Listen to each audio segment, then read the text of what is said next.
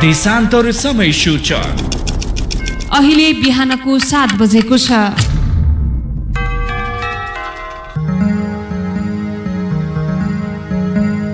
सत्य समाचार, स्वच्छ विचार, स्वस्थ मनोरञ्जन, जनताको पुकार, राष्ट्र लोकतन्त्र र मानव अधिकार, विकास र शान्ति न्यायको पहरेदार। यो radio Deshantar, radio Deshantar, radio Deshantar, यो रेडियो देशान्तर। हरेक प्रहर देशान्तर खबर। Radio Deshantar 100.3 megahertz. Radio Deshantar सुनौ, अघि बढौं।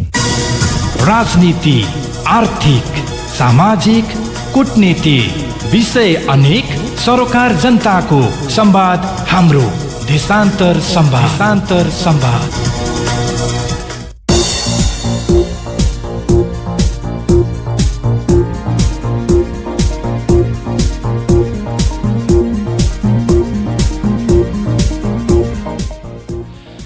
नमस्कार श्रोता, कार्यक्रम देशान्तर संवादका साथ उपस्थित भइसकेको छु म मुक्ति बाबु रेग्मी। देशान्तर संवाद रेडियो देशान्तर 100.3 मेगाहर्जका साथै देशान्तरन्यूज.कमबाट पनि संसारभर प्रसारण भइराखेको छ। देशान्तर संवादमा हामीले समसामयिक विषयमा कुराकानी गर्छौँ। अहिले प्रशासनिक खर्चमा व्यापक कटौती गर्दै सरकारले आगामी आर्थिक वर्ष 2077-78 लागि 14 खर्ब 74 अर्ब 64 करोड 54 लाख रुपियाँको बजेट विनियोजन गरेको छ। अर्थमन्त्री डाक्टर युवराज खतिवडाले बिहिबार संघीय संसदको संयुक्त बैठकमा चालु आर्थिक वर्षको तुलनामा 58 अर्ब 32 करोड 17 लाख रुपियाँ घटाएर बजेट प्रस्तुत गर्नुभएको छ। आजको देशान्तर संवादमा हामीले सरकारले संसदमा पेश गरेको बजेट कस्तो छ त भन्ने विषयमा राष्ट्रिय योजना आयोगका पूर्व उपाध्यक्ष रहिसक्नुभएका अर्थविद डाक्टर गोविन्द पोखरेलसँग सम्पर्क गरेका छौँ। आउनुहोस् उहाँलाई स्वागत गरौँ। डाक्टर साहब, तपाईँलाई रेडियो देशान्तरमा स्वागत छ। हजुर नमस्कार। के छ खबर? बजेट कस्तो रह्यो? संसदमा सरकारले पेश गरेको बजेट प्रति तपाईँको धारणा के हो? अब बजेट चाहिँ एक प्रकारले अब यो कोरोना पछिको जुन आउनुपर्ने बजेटमा अलिकति स्वास्थ्यलाई चाहिँ केही थप प्राथमिकता दिएको जस्तो देखिएको छ। विशेष गरी यो अब हाम्रो टेस्ट गर्ने कुरा, सङ्क्रमण रोक्नको लागि करिब 6 अरब जति रकम छुट्याइएको छ त्यो जुन सङ्क्रमण रोक्नुको लागि, र स्वास्थ्य पूर्वाधार भनेर 12 अरब रुपियाँ छुट्याइएको छ। तर अब स्वास्थ्य पूर्वाधार हामीले जुन पहिला देखेका थियौँ, पहिलेदेखि नै एक स्थानीय तहमा एउटा डाक्टर राख्ने जुन भनिएको थियो, 2 वर्ष अगाडिदेखि नै बजेटमा भन्दै आएको थियो, तर त्यसको कार्यान्वयन हुन सकेको थिएन। र स्वास्थ्य क्षेत्रमा अलिकति फोकस गरिएको छ, पूर्वाधार विकासको लागि ज्यादै जोड दिएको छ, तर त्यहाँ आवश्यक दरबन्दी जनशक्तिको लागि कुरा अहिले गरिएको छैन। एउटा चाहिँ स्वास्थ्य क्षेत्रले अलिकति एटेन्सन पाएको छ। कृषिमा केही नयाँ कुरामा अब मूल्य निर्धारण गरिदिने, किसानको खरिद गरिदिने सरकारले, र ठाउँ ठाउँमा चाहिँ खाद्य भण्डार राखिने भन्ने कुरा अलिकति त्यसमा देखिएको छ।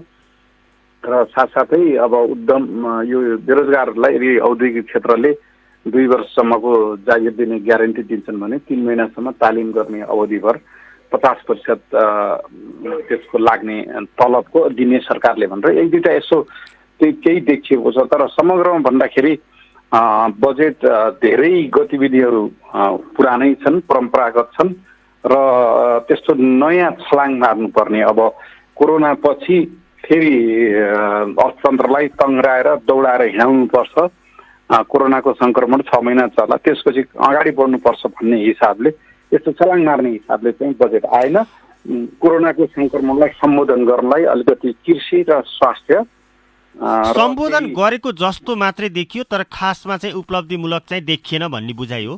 अब किनभने यसको बजेटको आकार घटाए पनि पुँजी गत सालको भन्दा बजेट 58 अर्बले कम भएको छ, तर पुँजीगत खर्च 56 अर्बले खर्च भएको छ, र अरू बाँकी अरू खर्च 2 अर्बले मात्रै खर्च कम भएको छ। त्यस कारणले बजेटको आकार सानो चाहिँ पुँजीगत खर्च घटाएर गरिरहेको छ। र यसले जुन 7% आर्थिक वृद्धि राख्ने भनेको छ त्यो चाहिँ अब कताबाट ल्याउने हो त्यो चाहिँ देख्न सकिन्न, किनभने निजी क्षेत्रलाई परिचालन गर्न अलिकति अब पुनर्कर्जाको जुन एउटा बजेट राखिएको छ र 5%मा होटल व्यवसाय लगायतलाई केही ऋण दिने, तलब बुझाउनको लागि ऋण दिने जुन भनिएको छ त्यति मात्रैले स्टिमुलस प्याकेज पुग्दैन, किनभने साना तथा मझौला उद्योगहरूले फेरि तङ्ग्रिनको लागि अझ थप सुविधाहरूको आवश्यकता हुन्थ्यो। तर त्यति धेरै निजी क्षेत्र चाहिँ चलायमान भएर अगाडि बढ्छ भन्ने खालको चाहिँ बजेटमा देखिएन। तर सरकारले चाहिँ एकदमै राम्रो सन्तुलित बजेट आएको छ, यसले सबै समस्या समाधान गर्छ भन्ने चाहिँ एक खालको आम चाहिँ सञ्चारहरू भइराखेका छन्, यसलाई चाहिँ कसरी बुझ्ने? अब यो सरकारले धेरै वितरणमुखी छ र धेरै प्रावधानहरू, जस्तै तपाईँलाई सहुलियत कर्जा दिने, पुनर्कर्जा दिने, करमा छुट दिने भन्ने यिनी कुराहरू छन्, तर तिनको कार्यान्वयनको पक्षमा कसरी जान्छ? किनभने हामीले सरकारका लोकरिजाइका यो सपनादर्शी कार्यक्रमहरू त 2 वर्ष अगाडि नै हामीले देखेका छौँ, तर ती कार्यक्रमहरू कसरी कार्यान्वयन भयो त? जस्तै प्रधानमन्त्री रोजगार कार्यक्रम भनेर 100 दिनको रोजगार दिनु भने तर औसतमा 12 दिन मान्छे मात्र रोजगार पाएछन्। त्यस कारणले यो कार्यान्वयन पक्षमा गर्नुपर्ने सुधारमा पनि सरकारले त्यति फोकस गरेन र कोरोनाको रोगलाई सम्बोधन गर्नको लागि चाहिँ अलिअलि कार्यक्रमहरू देखाइयो, तर यो कोरोना सङ्क्रमणपछि हाम्रो जुन यो अर्थतन्त्रलाई तङ्ग्राएर हिँडाउनको लागि आवश्यक पर्ने खालको नयाँपन चाहिँ बजेटमा चाहिँ छैन। अलिकति सहुलियतका कुराहरूले निजी क्षेत्र चाहिँ उत्साहित हुने कि यसैमा चाहिँ फेरि सरकारसँग असन्तुष्टि जनाइराख्ने? होइन, निजी क्षेत्र मैले भने नि अब निजी क्षेत्रमा केही प्याकेजहरू ल्याएको जस्तो देखाइएको छ, अब विद्युत पनि अलिकति छुटको कुरा गरिएको छ, तर यो कोरोना सङ्क्रमणपछि ठुला लगानी, स्वदेशी लगानी, विदेशी लगानी, हाइड्रो पावरमा लगानी, होटेलमा लगानी गर्ने खालको माहौल त यो बजेटले सिर्जना गरेको छैन। तपाईँले साना खुद्रे कुराहरूले केही सहुलियत राहत जस्तो देखिएला, तर जुन व्यापक रूपमा चाहिँ पुँजीको परिचालन गरेर लगानीको माहौल सिर्जना गर्ने खालको बजेट कतै चाहिँ देखिँदैन। यो अहिलेको बजेटले चाहिँ वैदेशिक ऋण 2 खर्ब 79 अर्ब 50 करोडको कुरा गरेको छ। यति बेला सम्भव छ, यति बेला कोरोनाका कारण सबैतिर अस्तव्यस्त भइराखेको बेला हाम्रो बजेट कतै महत्त्वाकांक्षी भएन? अब अरूभन्दा पनि तपाईँले गत साल पनि यति नै 2 खर्ब 79 अर्ब वैदेशिक ऋण ल्याउने भनेको थियो, करिब 1.5 खर्ब जति वैदेशिक ऋण लिनुभयो क्यारे, र स्थानीय स्वदेशबाटै ऋण, आन्तरिक ऋण गत साल पनि 1 खर्ब 95 अर्ब उठाउने भनिएको थियो र अहिले चाहिँ त्यसलाई बढाएर 2 खर्ब 25 अर्ब उठाउने भनेर भनिएको छ। गत साल 58 अर्ब वैदेशिक सहायता आउँछ भनेकोमा 10 अर्ब मात्रै वैदेशिक सहायता आयो र अहिले बढाएर 60 अर्ब भनेपछि तपाईँको अहिले वैदेशिक सहायता आउन सक्ने सम्भावना धेरै कम छ। त्यसकारणले 352 अर्ब रुपियाँ जुन पुँजीगतमा छुट्याउनु भएको छ, अब त्यसमा तपाईँको चाहिँ अब हामीले यता 5 अर्ब रुपियाँ विदेशबाट ऋण लिने, 5 अर्ब भन्दा बढी, अब 5 अरब चाहिँ लगभग 5 खर्ब 24 अर्ब रुपियाँ स्वदेशी र विदेशी ऋण लिने र हाम्रो चाहिँ पुँजीगत खर्च चाहिँ 3 खर्ब 52 अर्ब मात्रै छ, 352 अर्ब मात्रै। र बाँकी खर्च धान्नलाई पनि हामीले विदेश र अथवा स्वदेशबाट ऋण लिनुपर्ने खालको चाहिँ बजेटको आकार बनाइएको छ। त्यसकारणले ऋण परिचालन गर्न पनि गाह्रो छ र राजस्व पनि जुन हिसाबले अर्थतन्त्र चलायमान बनाएर ठुलो लगानी लगाएर त्यसले कर राजस्व तिर्नु पर्थ्यो त्यो सम्भावना पनि कम छ। त्यसकारणले सरकारले ल्याएको बजेट र बजेटलाई चलाउनु पर्ने जुन स्रोत सरकारले एउटा चाहिँ फोरकास्ट गरेको छ त्यो पनि स्रोत व्यवस्थापनमा त चुनौती होला नि डाक्टर साहब? ठुलो चुनौती छ सरकारले। त्यसकारणले व्यापक रूपमा जुन फजुल खर्चहरू कटाउने थियो तथ्याङ्क आएन, एउटा भाषामा मात्रै आयो। अब कर्मचारीको तलब भत्ता कटाएर धेरै भ्रमण भत्ता कटाएर धेरै चाहिँ रकम बच्दैन, तर जुन दिल्ली खनालको आयोगले सिफारिस गरेको थुप्रै संस्थानहरू विभिन्न फजुल खर्चहरू जुन घटाउने भनेको थियो त्यो नगरिकन अलिकति हामी रकम बचाउन सक्दैनौँ। त्यसकारणले एकातिर फजुल खर्च भने जति नघटाउने, राजस्व परिचालन पनि भने जति नहुने, किनभने आर्थिक गतिविधि त्यसरी हुन सक्दैन। आन्तरिक ऋण र बाह्य ऋण पनि त्यसरी भने जति चाहिँ हामीले बाह्य ऋण त्यति भने जति समयमा ल्याउन नसक्ने, किनभने हामीले देखेका छौँ हाम्रो साला खाला करिब 1 खर्ब जति हामीले बाह्य ऋण परिचालन गरेका छौँ अहिलेसम्म।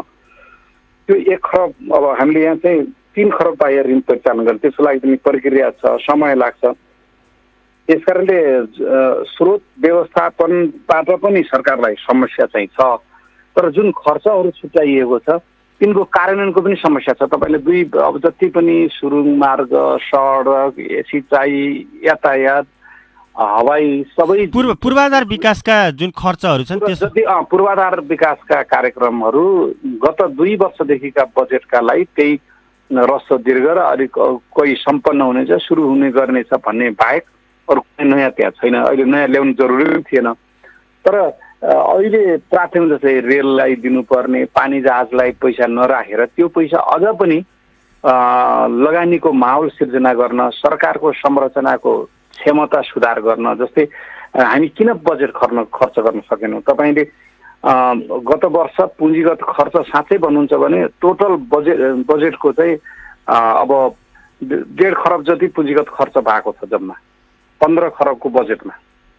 भनेपछि तपाईँले एउटा 10% भन्दा कम पुँजीगत खर्च गर्न सक्नुहुन्छ भनेपछि त्यसले भनेको हाम्रो चाहिँ जुन किन भयो भन्दाखेरि हाम्रो सरकारी संरचना त्यो बजेट खर्च गर्नमा प्रयोग हुने संरचनाको क्षमता पुगेन। यदि त्यहाँ आवश्यक जनशक्ति पुगेन कि त्यसलाई आवश्यक पर्ने नीतिगत औजार पुगेन कि त्यसलाई आवश्यक पर्ने लजिस्टिक पुगेन कि। डाक्टर साहब तपाईँ पनि राष्ट्रिय योजना आयोगमा रहेर उपाध्यक्ष भएर काम गरिसक्नु भएको छ, बजेटको अनुभव तपाईँसँग पनि छ। नेपाली अर्थतन्त्रलाई चाहिँ यो चलायमान बनाउने चाहिँ कि नीतिगत समस्याहरू हुन् हाम्रा विकास खर्चहरू हुन नसक्ने, पुँजीगत खर्चहरू हुन नसक्ने कुराहरू? पुँजीगत खर्च हुन नसक्ने कुरा हाम्रो संरचनागत समस्या नै हो, हाम्रो प्रक्रियागत समस्या हो। कस्तो छ त्यो प्रक्रिया अलिकति बताइदिनुहोस् न। अब जस्तै उदाहरणको लागि तपाईँले बजेट भन्नुभयो, अब तपाईँको टेन्डर गरेर तपाईँले यो कि चाहिँ तपाईँले रकम तयारी नभएको प्रोजेक्टमा राख्नुहुन्छ र त्यसको प्रोजेक्टको तयारी गर्दा गर्दै त्यो रकम खर्च त्यसै खर्च नभइकन बसिरहेको छ कि चाहिँ तपाईँले अब अहिले जस्तै 8-10 अर्ब रुपियाँ राखेर 1.5 खर्बभन्दा बढीको चाहिँ फास्ट ट्र्याक चाहिँ आगामी 2 वर्षमा 3 वर्षमा त सकिँदैन कि उपयुक्त मात्रामा रकम एउटा दिँदैन आवश्यक खर्च गर्ने योजनालाई। अरू चाहिँ पूर्व तयारी नभएका जस्तै जग्गा अधिग्रहण नभएका, वातावरणका अध्ययनहरूको प्रक्रिया नपुगेका, त्यसको डिटेल DPR विस्तृत इन्जिनियरिङ अध्ययन रिपोर्ट BOQ तयार हुनसम्मको मा नभएकोमा चाहिँ हामी बजेट छुट्याउँछौँ। अनि ती पूर्व तयारीका कामहरू नभइकन त्यो छुट्याएको बजेट चाहिँ खर्च हुँदैन। त्यसकारणले त्यो समस्या हामीमा छ। हाम्रो बजेट एउटा बनाउने प्रक्रियामा तयारी नभएका आयोजनालाई रकम राख्ने अनि त्यो पछि खर्च नहुने त्यो एउटा रोग छँदैछ भनेदेखि तयारी भएका आयोजनाको रकम राखे पनि हाम्रो प्रक्रिया एकदम ढिलो गर्ने, तपाईँको टेन्डरिङ गर्ने, त्यसको कल गर्ने, त्यसको सेलेक्सन गर्ने गर्दाखेरि 6-7 महिना त्यसैमा लगाउने। अनि हाम्रो फेरि यो काम गर्ने क्रममा चाहिँ मन्त्रालयगत चाहिँ एक खालको समन्वय हुनुपर्ने कुराहरूमा चाहिँ पनि अलिकति ढिला भइरहेको हुन्छ। जस्तै जलविद्युत बनाउनु पर्दा वनमा जानुपर्ने हो कि भूमि सुधारमा जानुपर्ने हो, कता कता कुदिराख्नुपर्ने हुन्छ, त्यो संरचनागत समस्या पनि हो। त्यो होइन, त्यो चाहिँ जुन विभिन्न अन्तर मन्त्रालय सम्बन्ध नहुने, जस्तै तपाईँले जग्गा अधिग्रहण चाहिँ एउटै मन्त्रालयले गरिदिनु पर्ने, वातावरण क्लियरेन्स एउटै मन्त्रालयले गरिदिनु पर्ने, विभिन्न किसिमका राइट अफ वेका अर्को मन्त्रालयले गरिदिनु पर्ने। त्यस कारणले यो जुन लगानीकर्ताले बहु मन्त्रालय जुन धाउनु पर्ने छ अथवा कुनै पनि एउटा काम सरकारको काम गर्नलाई धेरै झन्झटहरू बेहोर्नु पर्ने छ, नीतिगत झन्झट छ, निर्माण सामग्री ल्याउनु पर्ने झन्झट छ, जग्गा अधिग्रहणको झन्झट छ, आवश्यक पर्ने त्यही खालको चाहिँ जनशक्ति बजारमा नपाउने खालको पनि समस्या छ। यी सबै कुराहरूले गर्दाखेरि हाम्रा प्रोजेक्टहरू चाहिँ जहिले पनि ढिलो हुन्छ र पुँजीगत खर्च हुँदैन। तर त्यसकारणले मैले के भन्न खोजेको भने गत 2 वर्षमा सरकारले लोकरिजाइको लागि ठुला ठुला सपना देखाएर जति पनि कार्यक्रम ल्याएको थियो ती कार्यक्रमहरू 2 वर्षमा किन कार्यान्वयन नगएनन् त? किन पुँजीगत खर्च भएन भन्ने कुरा त अब सरकारले त अनुभव त भयो नि। सरकारले अब सरकारलाई चाहिँ कहाँ कहाँ नीतिगत अप्ठ्यारा रहेछन्, कहाँ कहाँ संरचनामा अप्ठ्यारा रहेछन्, कहाँ हाम्रो क्षमता पुग्दो रहेछ, कहाँ हाम्रो जनशक्ति पुग्दो रहेछ, कस्तो प्रकारको भन्ने अनुभव त भयो। ती अनुभवको आधारमा अहिले ती अनुभवको आधारमा चाहिँ सुधार गर्ने, क्षमता वृद्धि गर्ने कार्यक्रमहरू भनेअनुसार चाहिँ आउन सकेनन्। त्यो पनि एउटा चाहिँ कमजोरी हो यो बजेटको। वर्तमान सरकारले लगातार तेस्रो वर्ष बजेट पेश गर्दै गर्दा यसभन्दा अगाडिका 2 वर्षका बजेटको अवस्थालाई चाहिँ कसरी समीक्षा गर्ने र अहिलेको बजेटलाई कसरी समीक्षा गर्ने? तपाईँले एउटा मेलम्चीकै उदाहरण लिनुहोस्। पहिलो वर्षमै मेलम्ची सम्पन्न गरेर हामीले काठमाडौँमा पानी वितरण गर्ने भनेको छु। गत साल पनि भन्यो, अहिले पनि आगामी वर्षमा भनेको। त्यस कारणले सरकारका तपाईँले पहिलो वर्षको र दोस्रो वर्षको बजेट भाषणका जुन योजनाहरू हेर्नुभयो भने तिनमा अलिकति एडिट गरेर निरन्तरता मात्रै दिइएको छ। आगामी वर्षमा सम्पन्न गरिनेछ भन्ने सबै हरेक बजेटमा छन्। त्यस कारण जति पनि सरकारले लक्ष्य राखेको थियो, उद्देश्य राखेको थियो, तिनी परिपूर्ति हुन सकेनन् र सरकारले अलिकति लोकरी चाहिँ अलिकति नजिक गएर वास्तविकतासितको नजिक गएर नयाँपन चाहिँ दिन सकेन। र अहिलेको परिवेशमा त सरकारलाई सजिलो थियो। अहिले तपाईँ व्यापक रूपमा फजुल खर्च, कर्मचारीको भत्ता मात्रै कटाएर हुँदैन, दिल्ली खनालको आयोगलाई चाहिँ हुबहु लागू गरिदिएको भए र संसद विकास कोष विभिन्न समितिहरू घटाउनु पर्ने थियो। अहिले संसद विकास कोषलाई पनि निरन्तरता दिइएको छ। यो विषयमा एकैछिनमा जोड्नु होला, त्यसभन्दा अगाडिको प्रसङ्ग। हजुर, अब यो होइन, त्यस कारणले जति पनि अलिकति नयाँपन ल्याउन चाहिँ मौका थियो, किनभने जनताले नयाँपन ल्याउँदाखेरि स्वागत नै गर्थे। नयाँपन ल्याउँदाखेरि जनताले किन स्वागत गर्थे भनेदेखि हामी अहिले देश कठिन मोडमा छौँ, कोरोनाको सङ्क्रमण अर्थतन्त्र तहस नहस भएको छ, थुप्रै मान्छेहरू बेरोजगार भएका छन्। त्यस कारणले सरकारले केही गर्ने ल्यायो भने त्यसलाई जनताले स्वीकार्ने अवस्था थियो। तर त्यो किसिमको फड्को मारेको जस्तो बजेट देखिएन। बजेट चाहिँ परम्परागत रूपमै आइराखेको छ बजेट। टिप्पणी पनि हाम्रो परम्परागत भयो कि डाक्टर साहब? अर्थमन्त्रीले संसदमा नीति तथा कार्यक्रममा दिएको जवाब जसै गरी मैले तपाईँलाई यो प्रश्न सोधेँ। यसो छ, परम्परागत भन्दाखेरि तपाईँले जुन समस्या त नयाँ उब्जेको छ नि, जस्तै खाद्यान्नको सङ्कट आउन सक्ने छ, विदेशबाट लाखौँ नेपाली साथीभाइहरू स्वदेश फर्किनु भएको छ, स्वदेशका उद्योग धन्दाहरू बन्द भएका छन्, आर्थिक गतिविधि ठप्प छ र परिस्थिति अब बाह्य क्षेत्रमा, यो नेपालमा मात्रै होइन संसारभरि यो अवस्था सिर्जना भएको छ। हामीले बाहिर रोजगारीका लागि मान्छे पठाउने, बाहिर सामान निर्यात गर्ने अथवा केही चिज बाहिरबाट तुरुन्तै आयात गर्ने, बाहिरबाट विप्रेषण आउने, त्यो किसिमको अवस्था नभएको कारणले अहिले नयाँ परिस्थिति सिर्जना भएको छ।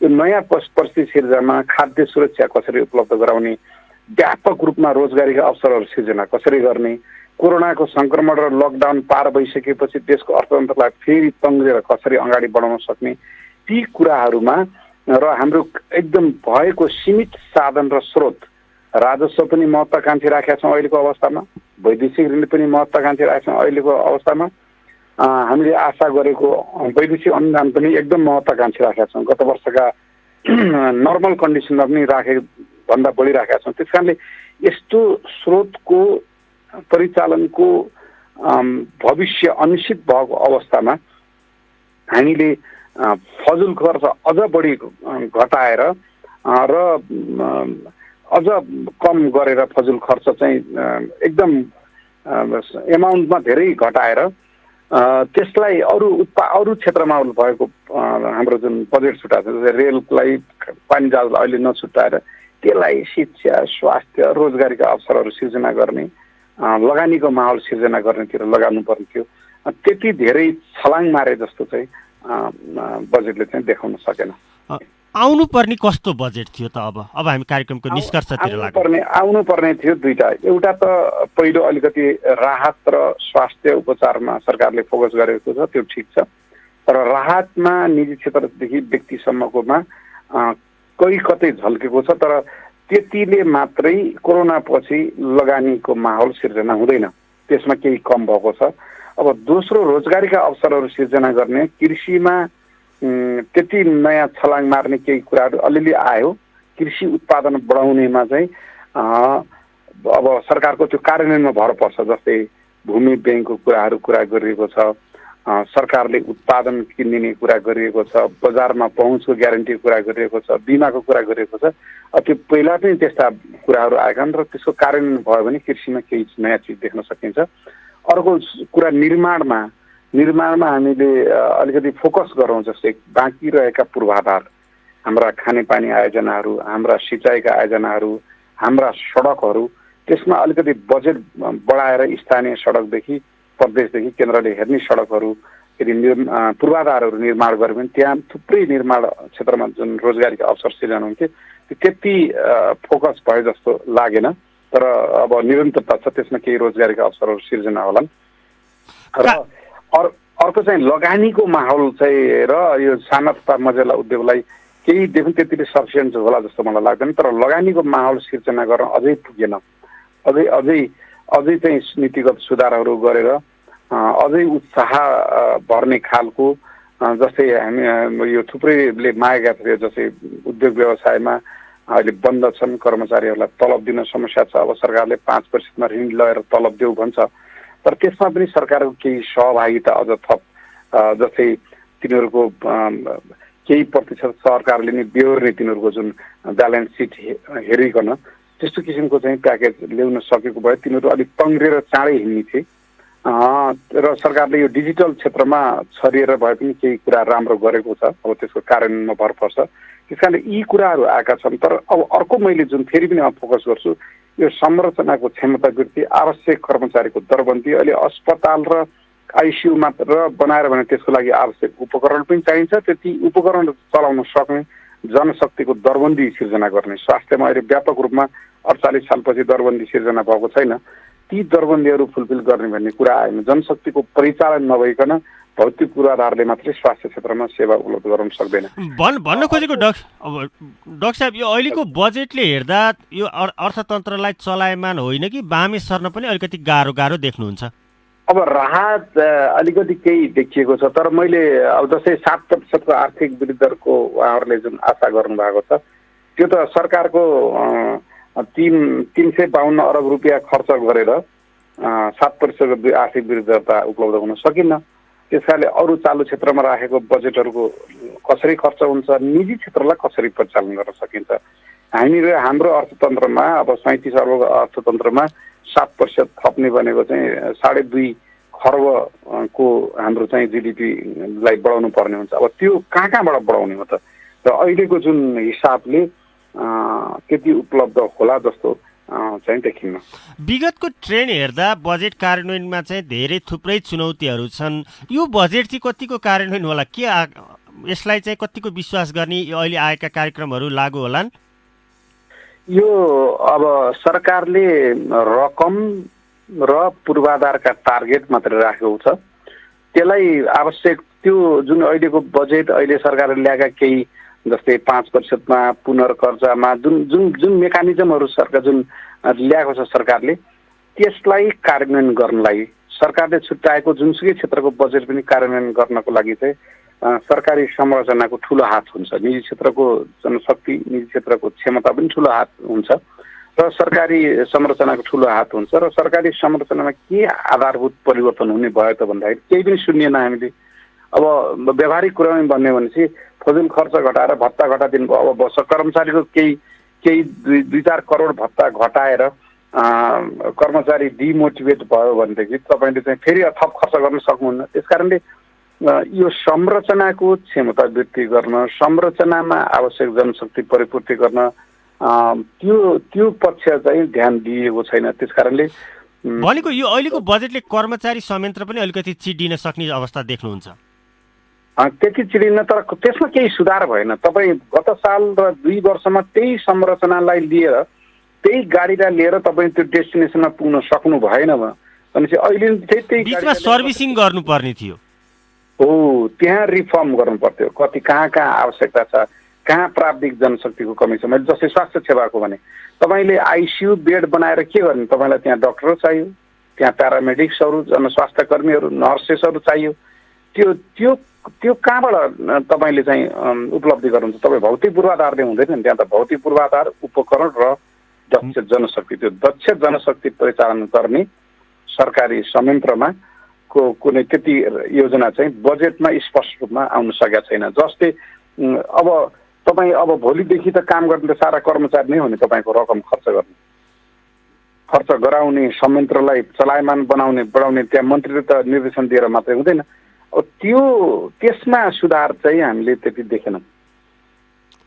अन्त्यमा तपाईँको सुझाव के छ डाक्टर साहब? हामी कार्यक्रमको अन्त्यमा छौँ। अब सरकारले बजेट ल्याएको छ, तर हामीले अब पब्लिकबाट यो बजेटको कार्यान्वयन कसरी गर्छ गच्याउने, जस्तै अब 5% ऋण दिने भनेको छ, कर छुट दिने भनेको छ, यी कुराहरू जस्तै अब निजी क्षेत्रका ब्याङ्कहरू जहाँ हरेक स्थानीय तहमा हुनुहुन्छ उहाँको हरेक शाखाबाट 10 जना मान्छेहरूलाई चाहिँ सहुलियतपूर्ण ऋण दिनुपर्ने भनेको छ। यी जति पनि सरकारले ल्याएका कार्यक्रमहरूको अब कार्यान्वयन गराउनुमा चाहिँ सबै नागरिक समाज, विपक्षी राजनीतिक दलहरूले अब अलिकति यसको वाच गर्नु पर्यो, घचघच्याउनु पर्यो, ताकि आखिर देश हाम्रो सबैको बजेट सरकारले बनाए पनि अब बजेट जति बनाएको छ यसलाई पनि पारदर्शी रूपले अलि यसलाई चाहिँ प्रतिफल प्राप्त गर्ने हिसाबले र जनताले सुविधा पाउने हिसाबले, लगानीको माहौल सिर्जना गर्ने हिसाबले वाचडगको भूमिका चाहिँ सबैले खेल्नुपर्ने हुन्छ।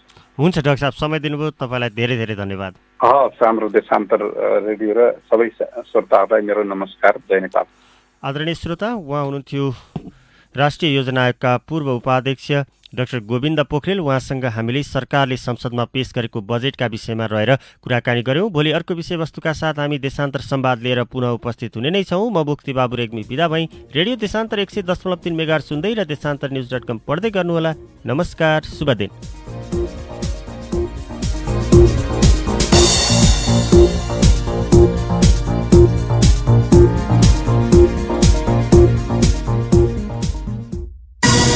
राजनीति, आर्थिक, सामाजिक, कूटनीति, विषय अनेक, सरोकार जनताको संवाद हाम्रो देशान्तर संवाद।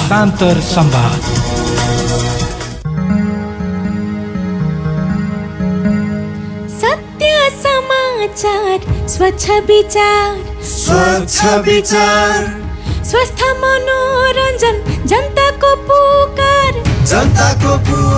राष्ट्र लोकतन्त्र र मानव अधिकार, विकास र शान्ति न्यायको पहरेदार। यो radio Deshantar, radio Deshantar, radio Deshantar, यो रेडियो देशान्तर। हरेक प्रहर देशान्तर खबर। Radio Deshantar 100.3 megahertz. Radio Deshantar सुनौ, अघि बढौं। विश्वको सर्वाधिक उत्पादन र बिक्री हुने ग्री ब्रान्डको एयर कन्डिसनर अब